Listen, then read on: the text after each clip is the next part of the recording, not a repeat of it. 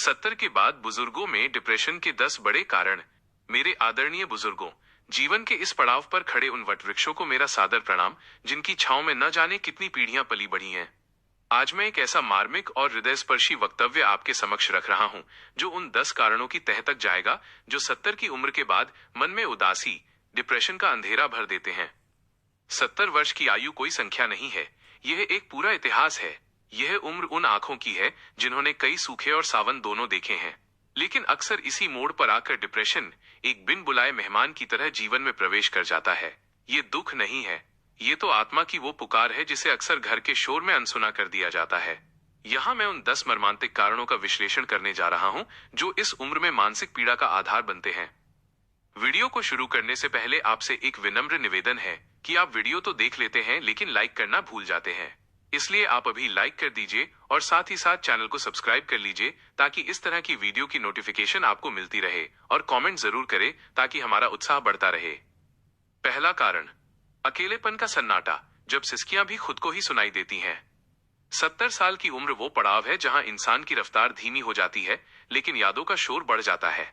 यह अकेलापन केवल कमरे में अकेले होने का नाम नहीं है, बल्कि अपनों के बीच होकर भी अकेले होने की वो भयानक स्थिति है जो डिप्रेशन की जड़ है। जब घर की दीवारें बोलने लगें और अपनों की आवाजें कम होने लगें, तो वो अकेलापन सबसे बड़ा कारण बनता है। 70 के बाद बच्चे अपने जीवन में व्यस्त हो जाते हैं, पोते पोतियां अपनी दुनिया में। वो व्यक्ति जिसने कभी पूरे घर को अपनी उंगलियों पर नचाया था, आज एक कोने में बैठकर बस फोन की घंटी बजने का इंतजार करता है। ये अकेलापन केवल शारीरिक नहीं, भावनात्मक है। ये 70 की उम्र के बाद की वो सबसे बड़ी त्रासदी है जो किसी दीमक की तरह हंसते खेलते इंसान को भीतर से खोखला कर देती है। आइए इस अकेलेपन की गहराइयों में उतरते हैं और समझने की कोशिश करते हैं कि ये मर्मांतक दर्द आखिर जन्म कैसे लेता है। घर के कोलाहल से सन्नाटे तक का सफर। एक समय था जब आपका घर बच्चों की किलकारियों से गूंजता था। आप ऑफिस से आते थे तो जिम्मेदारियों का पहाड़ खड़ा रहता था। पत्नी की शिकायतें, बच्चों की पढ़ाई के शोर और मेहमानों की आवाजाही में आपको शांति के 2 पल नसीब नहीं होते थे। तब आप शायद सोचते थे कि कभी तो शांति मिले। लेकिन 70 की उम्र के बाद जब वही शांति आपके जीवन में स्थायी रूप से बैठ जाती है, तो वो सुकून नहीं देती बल्कि डराने लगती है। अब घर में कोई आपको ये कहने वाला नहीं है कि बाबूजी ये काम कैसे होगा, या दादाजी मुझे कहानी सुनाइए। वो कोलाहल जो कभी सिरदर्द लगता था, आज उसी को सुनने के लिए कान तरस जाते हैं। संवादहीनता का जहर। अकेलेपन का सबसे मार्मिक रूप तब दिखता है जब पूरा परिवार साथ बैठा हो, सब अपने अपने मोबाइल में व्यस्त हों और आप बीच में बैठकर बस उनके चेहरों को देख रहे हों। आप कुछ कहना चाहते हैं, कोई पुराना किस्सा सुनाना चाहते हैं, लेकिन आपको लगता है कि आपकी बातों की इस फास्ट दुनिया में कोई जगह नहीं है। जब घर के युवा कहते हैं, दादाजी आप ये नहीं समझेंगे, ये आज के जमाने की बात है, तो वो एक वाक्य 70 साल के अनुभव को एक पल में खारिज कर देता है।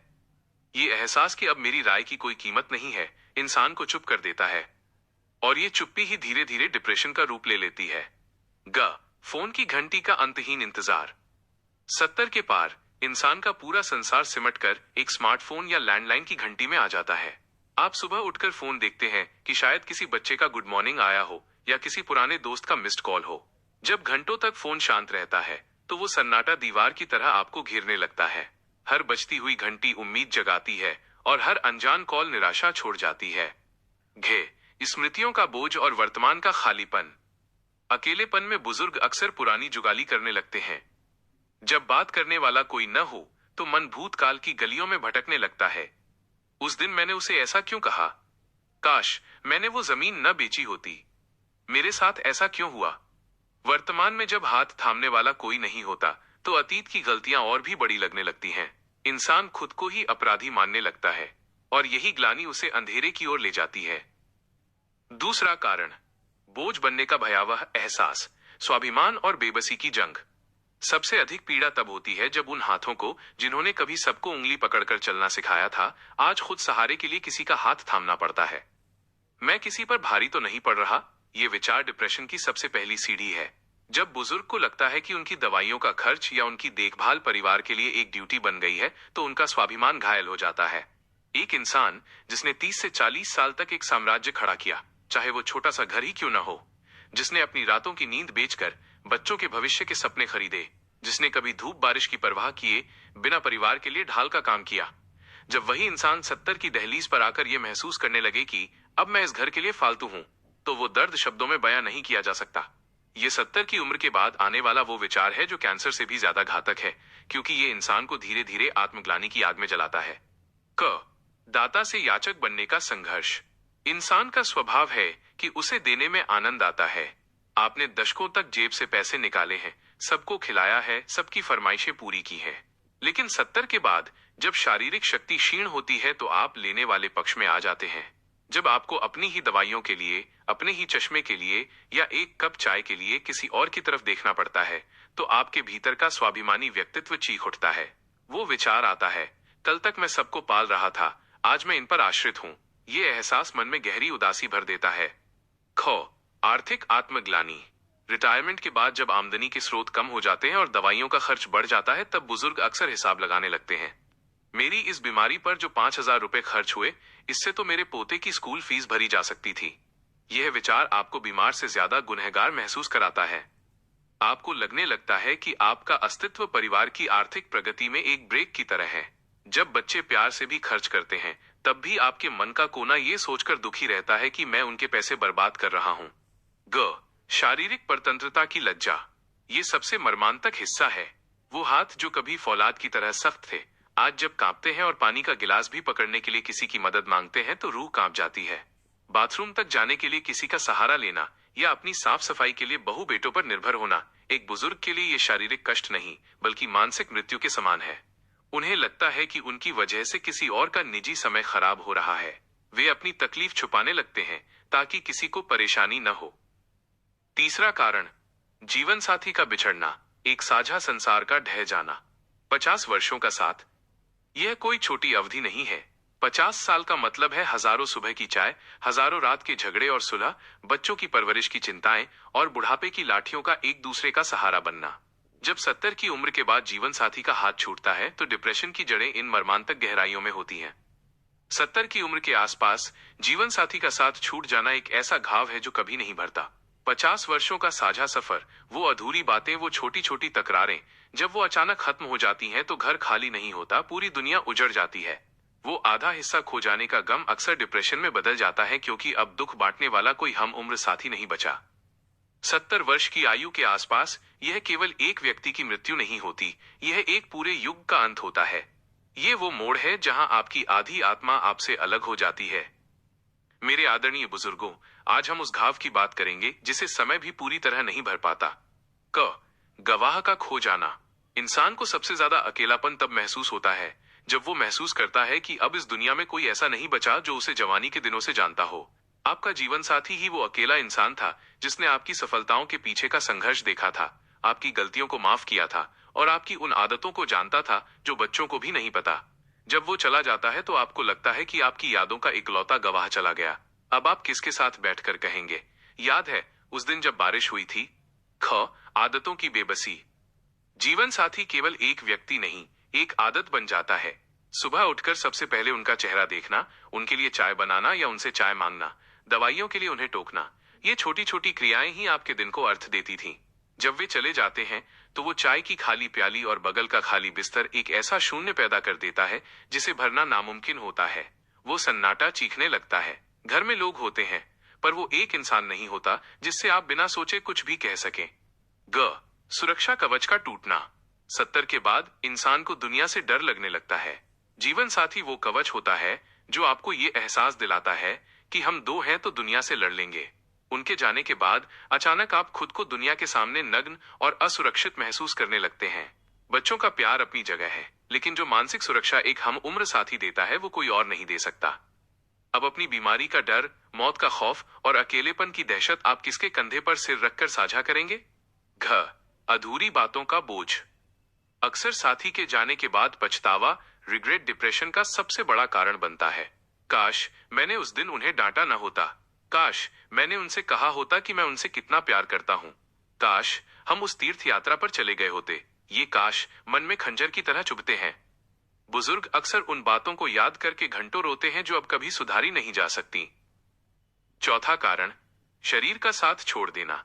जब अपना ही वजूद बेगाना हो जाए, वो शरीर जो कभी फौलाद की तरह सख्त था, जिसने पहाड़ों की चढ़ाई चढ़ी, जिसने तपती धूप में पसीना बहाकर परिवार का भविष्य सींचा, जब वही शरीर 70 की दहलीज पर जवाब देने लगता है, तो मन में जो टूटन होती है वही डिप्रेशन का द्वार खोलती है। जब पैर सीढ़ियां चढ़ने से मना कर दें और आंखें धुंधली होने लगें, तो व्यक्ति को अपनी लाचारी का एहसास होता है। जिस शरीर ने कभी पहाड़ लांघे थे, वो आज बाथरूम तक जाने के लिए भी संघर्ष करता है। ये शारीरिक अक्षमता मन को ये सोचने पर मजबूर कर देती है कि अब जीवन में कुछ बचा नहीं है। 70 की उम्र के बाद इंसान का सबसे बड़ा संघर्ष किसी दुश्मन से नहीं, बल्कि अपने ही विद्रोही शरीर से होता है। ये केवल हड्डियों का दर्द नहीं है, ये एक सम्राट का साधारण नागरिक बन जाने की मर्मांतक पीड़ा है। मेरे वंदनीय बुजुर्गों, आज हम उस कड़वे सच पर बात करेंगे जिसे स्वीकार करना सबसे कठिन होता है। सामर्थ्य का सूर्यास्त। सबसे ज्यादा दुख तब होता है जब आपकी इच्छा शक्ति तो जवान रहती है पर हड्डियां साथ नहीं देती। आप दौड़ना चाहते हैं पर घुटने एक कदम चलने पर भी चीख उठते हैं। आप कुछ उठाकर कहीं रखना चाहते हैं पर हाथ कांपने लगते हैं। ये जो मन और शरीर के बीच का फासला है, वो बुजुर्गों को भीतर ही भीतर मार देता है। उन्हें लगता है कि वे अपने ही शरीर के कैदी बन गए हैं। परावलंबन की ग्लानि। एक समय था जब आप पूरे घर की जरूरतों के लिए भागते थे। आज स्थिति यह है कि पानी का एक गिलास मांगने के लिए भी आपको किसी के फ्री होने का इंतजार करना पड़ता है। जब हाथ की उंगलियां इतनी कमजोर हो जाएं कि कमीज का बटन लगाने के लिए भी बहू या बेटे की मदद लेनी पड़े, तो वो लाचारी किसी खंजर की तरह आत्मसम्मान पर वार करती है। यह शारीरिक गुलामी इंसान को चिड़चिड़ा और अंततः उदास बना देती है। निरंतर दर्द का मानसिक बोझ। 70 के बाद दर्द एक स्थायी हमसफर बन जाता है। कभी पीठ का दर्द, कभी आंखों की धुंधलाहट, कभी सुनाई देने में दिक्कत। जब इंसान 24 घंटे किसी न किसी शारीरिक कष्ट में रहता है, तो उसका स्वभाव चिड़चिड़ा हो जाता है। वो हंसना भूल जाता है, क्योंकि उसकी ऊर्जा का एक बड़ा हिस्सा दर्द को सहने में खर्च हो रहा होता है। ये निरंतर पीड़ा मन को ये सोचने पर मजबूर कर देती है कि अब जीने का क्या फायदा, इससे तो मौत भली। सामाजिक कटुता और संकोच। जब शरीर साथ नहीं देता तो बुजुर्ग बाहर जाना बंद कर देते हैं। उन्हें डर लगता है कि कहीं वे गिर न जाएं या कहीं कोई उन्हें सहारा न देना पड़े। ये संकोच उन्हें चार दीवारी के भीतर कैद कर देता है। जब आप बाहर की दुनिया से कट जाते हैं और केवल अपनी बीमारियों के घेरे में रहते हैं, तो डिप्रेशन आपके मन पर पूरी तरह कब्जा कर लेता है। 5वां कारण, उद्देश्यहीनता का शून्य। जब जीवन एक बोझिल इंतजार बन जाए, इंसान केवल रोटी और पानी से नहीं जीता, वो एहसास से जरूरत, खुद की जरूरत होने के एहसास से जीता है।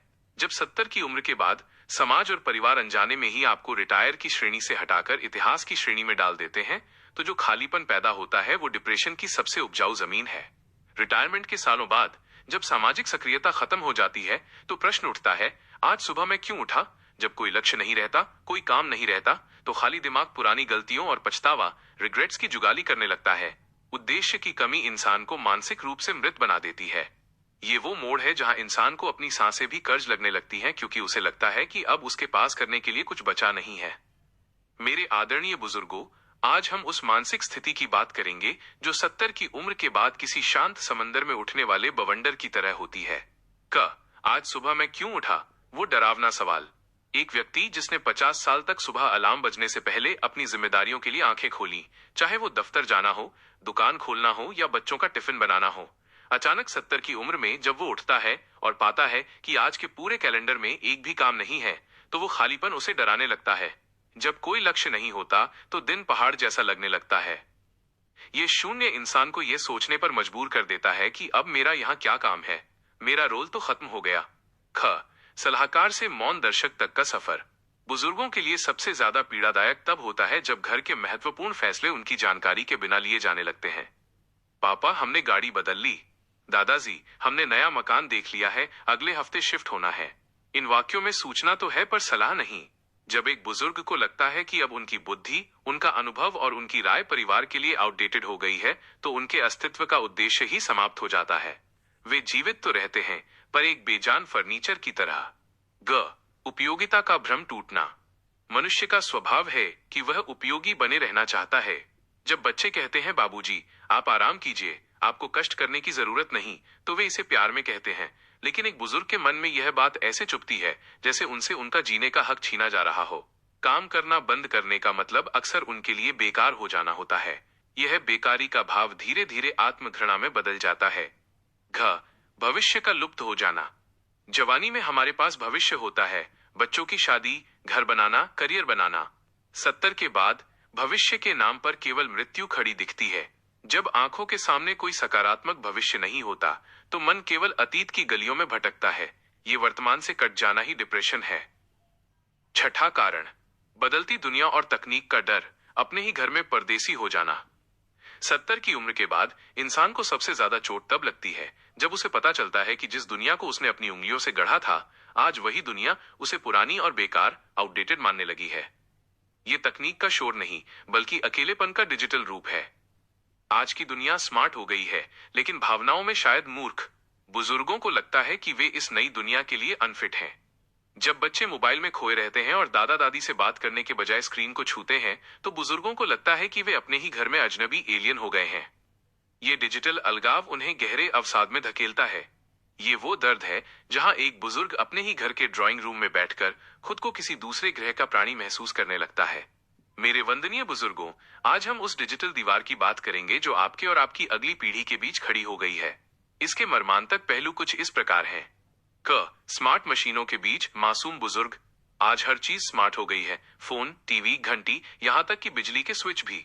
जिस बुजुर्ग ने अपनी पूरी जिंदगी मेहनत और पसीने के दम पर बिताई, आज वो एक टच स्क्रीन के सामने खुद को अनपढ़ महसूस करने लगता है। बेटा, जरा देखना ये फोन कैसे चलेगा। जब ये पूछने पर बच्चा चिड़चिड़ा कर जवाब देता है, दादाजी आपको कितनी बार बताया है, आप रहने दीजिए, तो वो झिड़की सीधे कलेजे पर लगती है। बुजुर्ग को अपनी ही काबिलियत पर शक होने लगता है और वो तकनीक के डर से खुद को एक कमरे में समेट लेता है। कहानी और स्क्रीन की जंग।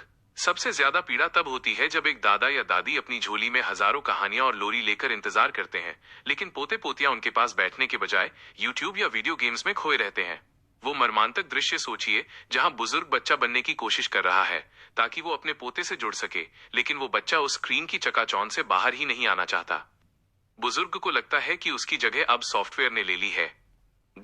संवाद का अंत और शॉर्टकट की दुनिया। पुरानी पीढ़ी के लिए संवाद का मतलब था आंखों में आंखें डालकर बात करना, हाथ थामना और सुख दुख बांटना।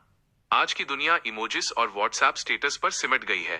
जब एक बुजुर्ग देखता है कि घर के सभी सदस्य एक ही कमरे में बैठे हैं पर कोई किसी से बोल नहीं रहा, सब अपनी अपनी स्क्रीन में डूबे हैं, तो वो सन्नाटा उन्हें मानसिक रूप से बीमार कर देता है।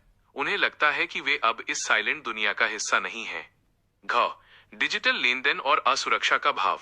आज जब बैंक से लेकर बिजली के बिल तक सब कुछ ऑनलाइन हो गया है, तो 70 के पार के बुजुर्गों को एक अजीब सा डर सताता है। उन्हें लगता है कि कोई उन्हें ठग लेगा या एक गलत बटन दबने से उनकी जमा पूंजी खत्म हो जाएगी। अपनी इस तकनीकी लाचारी की वजह से वे खुद को असुरक्षित और दूसरों पर आश्रित महसूस करने लगते हैं। 7वां कारण, आर्थिक निर्भरता की बेबसी। जब स्वाभिमान और जरूरत के बीच युद्ध छिड़ जाए। पैसा केवल सुविधा नहीं, सम्मान भी है। जब 70 की उम्र के बाद अपनी छोटी छोटी जरूरतों के लिए बच्चों के सामने हाथ फैलाना पड़ता है, तो वो याचक होने का भाव आत्मसम्मान को कुचल देता है। भले ही बच्चे प्यार से दें, लेकिन मांगने की झिझक मन को बीमार कर देती है। 70 की उम्र के बाद जब आय के स्रोत सूख जाते हैं और इंसान को अपनी छोटी छोटी इच्छाओं के लिए दूसरों की ओर देखना पड़ता है, तो यह स्थिति डिप्रेशन का सबसे बड़ा कारण बनती है। इसके मर्मांतक पहलू आपकी रूह को झकझोर देंगे। ये केवल खाली बटुए की बात नहीं है, ये उस अधिकार के खो जाने की पीड़ा है जिसे आपने 40 साल की हाड़तोड़ मेहनत से कमाया था। मेरे पूजनीय बुजुर्गों, आज हम उस कड़वे सच पर बात करेंगे जो किसी भी स्वाभिमानी इंसान के लिए जहर के घूंट जैसा होता है। दाता की हथेली का याचक बन जाना। सबसे बड़ा मानसिक आघात तब लगता है जब वो हाथ जिसने हमेशा दिया है, चाहे बच्चों की फीस हो, घर का राशन हो या त्योहारों के शगुन हो, वही हाथ आज मांगने के लिए उठता है। जब आपको अपनी ही कमाई से बने घर में अपनी ही दवाइयों के लिए बेटे या बहू से पैसे मांगने पड़ते हैं, तो वो पैसे मांगने की क्रिया नहीं होती, वो आपके आत्मसम्मान की बलि होती है। आप शब्द ढूंढते हैं, गला सूखता है और अक्सर आप बिना मांगे ही रह जाते हैं, क्योंकि आपका स्वाभिमान आपको अनुमति नहीं देता। खर्चों का अपराध बोध। बुजुर्ग अक्सर अपनी बीमारियों के खर्च को गुनाह समझने लगते हैं। अगर मैं ये ऑपरेशन न कराऊं तो शायद बच्चों के घर की किश्त EMI चुक जाए। जब 70 साल का एक पिता अपनी जान बचाने वाले इलाज को सिर्फ इसलिए मना कर देता है क्योंकि वो बच्चों पर आर्थिक बोझ नहीं बनना चाहता, तो वो समाज की सबसे बड़ी विफलता है। ये सोच कि मेरा अस्तित्व अब केवल एक खर्च है, इंसान को गहरे अवसाद में धकेल देती है। छोटी खुशियों का गला घोटना। बुढ़ापे में इंसान की जरूरतें बहुत कम होती हैं, कभी किसी मंदिर में दान देना, कभी पोते के लिए छुपकर कोई खिलौना लाना या कभी किसी पुराने दोस्त को चाय पिलाना। लेकिन जब जेब खाली हो तो ये छोटी छोटी खुशियां विलासिता लगने लगती हैं। जब आप अपने पोते को अपनी पसंद की चीज नहीं दिला पाते क्योंकि आपको पूछना पड़ेगा, तो वो टीस आपके दिल को छलनी कर देती है। आपको लगता है कि आप आर्थिक रूप से अपाहिज हो गए हैं। घ अधिकारों का मौन हस्तांतरण। जैसे ही पैसा हाथ से जाता है, घर में आपकी राय की कीमत भी घटने लगती है। यह कड़वा सच है कि जिस व्यक्ति के पास वित्तीय नियंत्रण होता है, उसी की बात सुनी जाती है। 70 के बाद जब आप आर्थिक रूप से शून्य हो जाते हैं, तो आपको महसूस होने लगता है कि अब घर के फैसलों में आपका कोई स्थान नहीं है। आप बस एक मूक दर्शक बनकर रह जाते हैं। 8वां कारण, मित्रों और समकालीनों का जाना, यादों के इकलौते गवाहों का खो जाना। एक एक करके पुराने दोस्तों के जाने की खबर आना उन्हें एहसास कराता है कि अब उनकी बारी भी पास है। जब फोन की कॉन्टैक्ट लिस्ट से नाम कम होने लगते हैं और यादें साझा करने वाले लोग नहीं बचते, तो इंसान एक ऐसी तन्हाई में चला जाता है जहां केवल यादों का कब्रिस्तान होता है।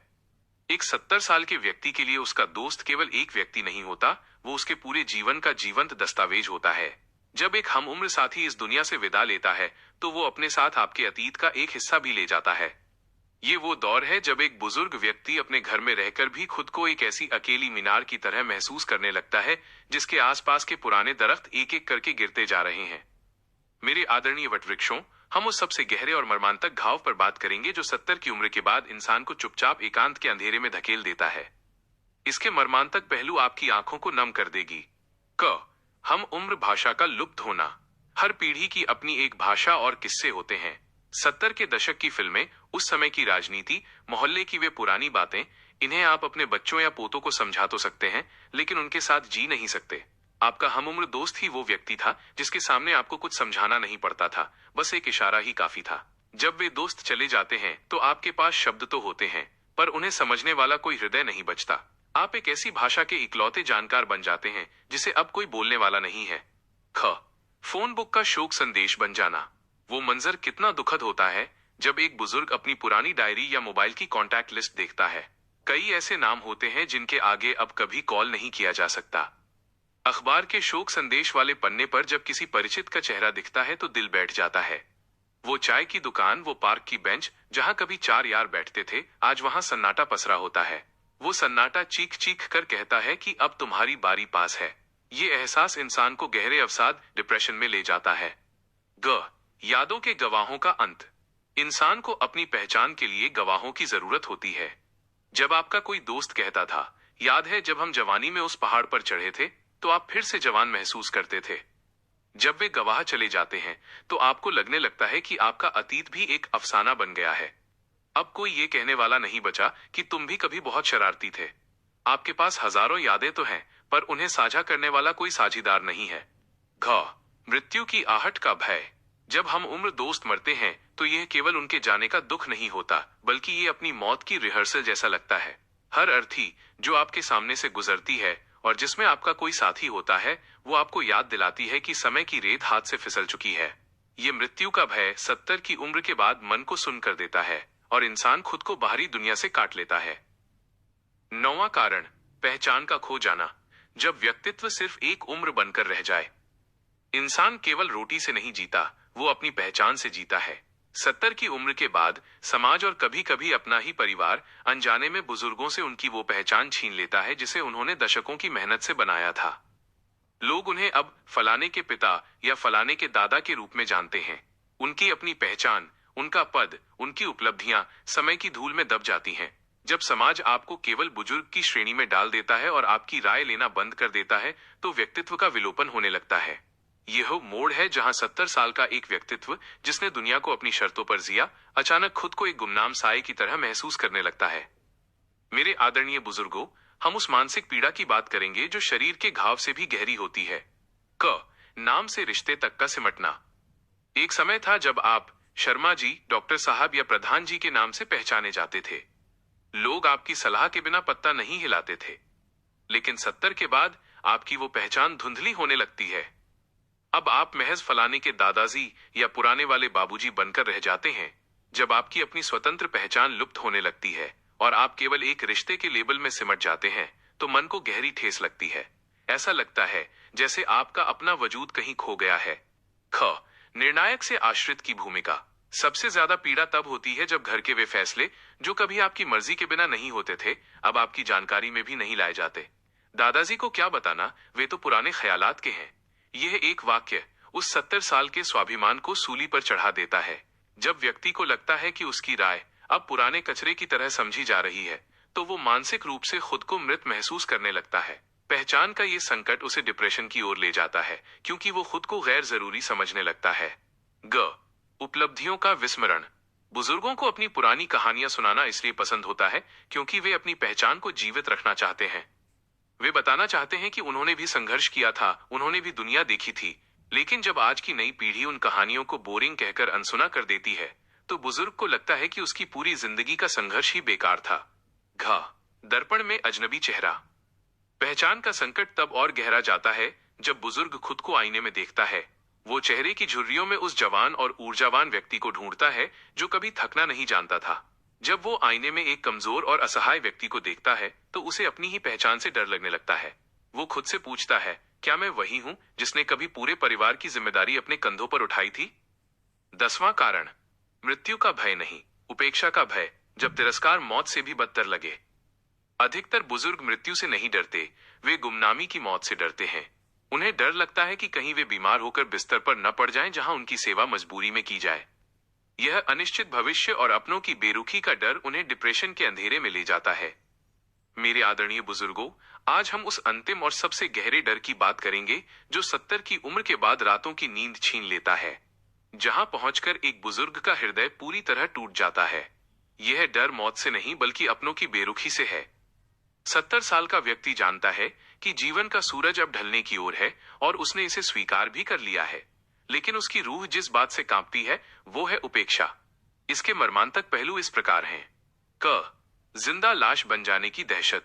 बुजुर्ग को इस बात का डर सबसे ज्यादा सताता है कि कहीं ऐसा समय न आ जाए जब वो बीमार होकर बिस्तर पर पड़ जाए।